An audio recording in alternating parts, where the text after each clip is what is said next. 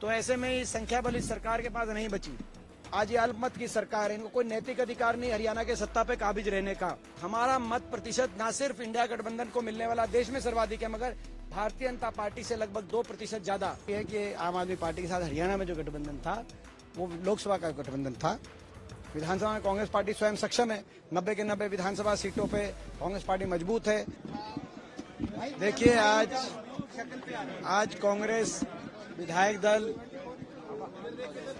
की जो बैठक हुई है उसमें हमने हरियाणा सभी कांग्रेस के विधायकों सांसदों ने हमारे नेता विपक्ष चौधरी उपेंद्र सिंह हुड्डा जी और हमारे प्रदेश अध्यक्ष चौधरी उदयभान जी के नेतृत्व में हुई इस बैठक में सभी प्रदेशवासियों का हृदय से धन्यवाद और आभार हमने व्यक्त किया है।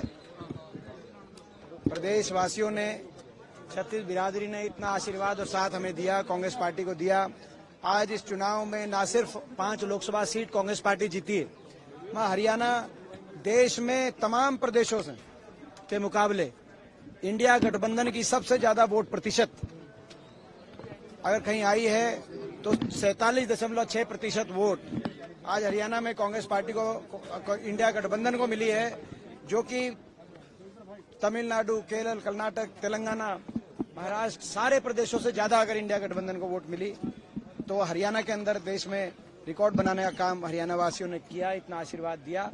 और न सिर्फ सबसे ज्यादा वोट प्रतिशत हरियाणा में मिली है, मगर इसके साथ साथ सबसे ज्यादा अगर वोट में इजाफा, प्रतिशत में इजाफा 19.2% वोट पिछले 2019 लोकसभा चुनाव के मुकाबले में अगर जंप कहीं आया, एक प्रदेश में सबसे ज्यादा इजाफा हुआ है, वो भी हरियाणा के अंदर हुआ है।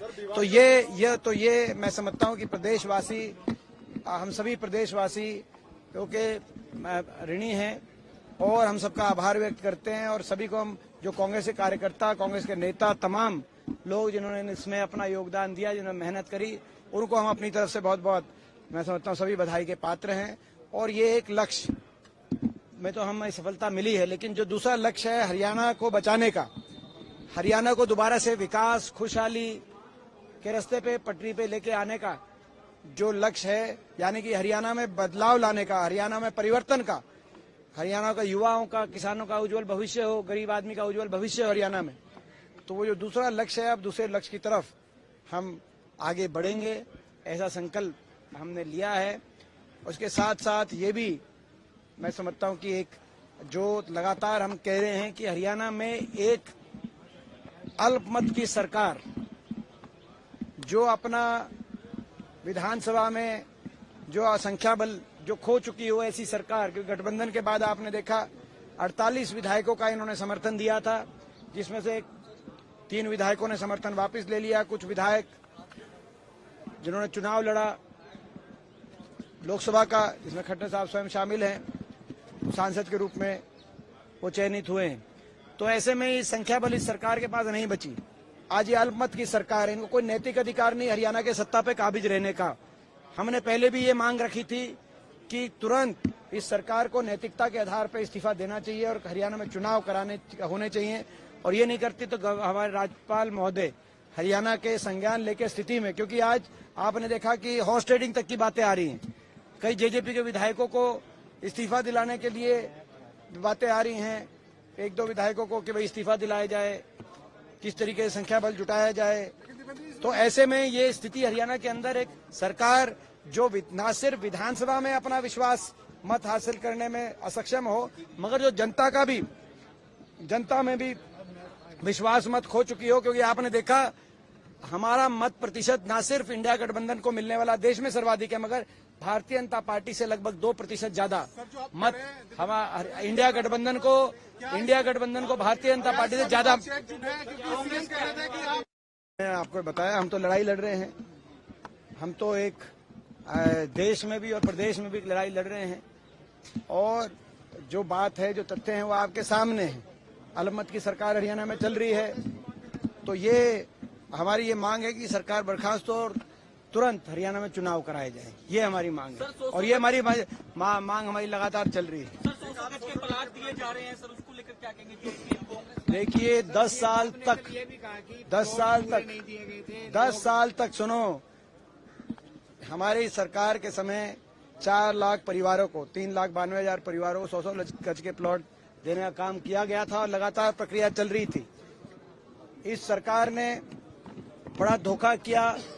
एससी समाज, बैकवर्ड समाज और छत्तीस बिरादरी गरीब परिवारों को मिलने वाली इस योजना को आते ही इस सरकार ने बंद करने का काम किया। 10 वर्ष की सरकार में एक भी गरीब आदमी को प्लॉट नहीं मिला था।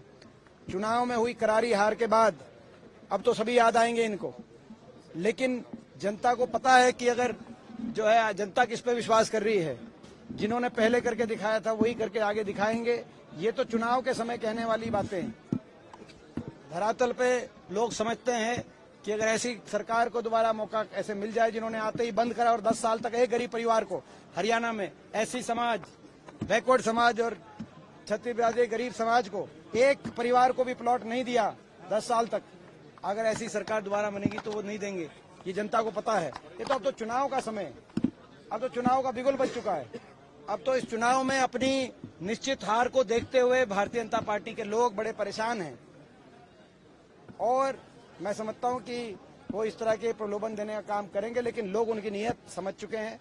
हरियाणा को विकास खुशहाली की पटरी से उतारने वाली इस सरकार को लोग वोट की चोट से जवाब देंगे। लोकसभा चुनाव आपने गठबंधन में लड़ा, इंडिया अलायंस में, विधानसभा में क्या रणनीति? आप ये इंटरव्यू है कि ये क्या है? मैं जहां तक इस बात हम कह चुके हैं, ये लोकसभा तक का गठबंधन था। ये स्पष्ट रूप से ये कांग्रेस पार्टी की तरफ से एक बात कही जा चुकी है कि आम आदमी पार्टी के साथ हरियाणा में जो गठबंधन था वो लोकसभा का गठबंधन था। विधानसभा में कांग्रेस पार्टी स्वयं सक्षम है। 90 के 90 विधानसभा सीटों पे कांग्रेस पार्टी मजबूत है। बाकी आगे क्या होगा वो देखते हैं। समय के गर्भ में सवाल है, ये सवाल समय के गर्भ में आगे आने वाले समय में। मगर हम स्वयं सक्षम हैं 90 की 90 सीटों पे चुनाव लड़ने के लिए, लेकिन क्या होगा आने वाले समय बताएगा। एक आखिरी सवाल सर, अनुराग ढांडा जो आम आदमी पार्टी के लीडर है वो ब्लेम कर रहे हैं कि कुरुक्षेत्र जो है वो कांग्रेस। देखिए, ये इस पे उनके ही प्रदेश अध्यक्ष ने जवाब दे दिया है।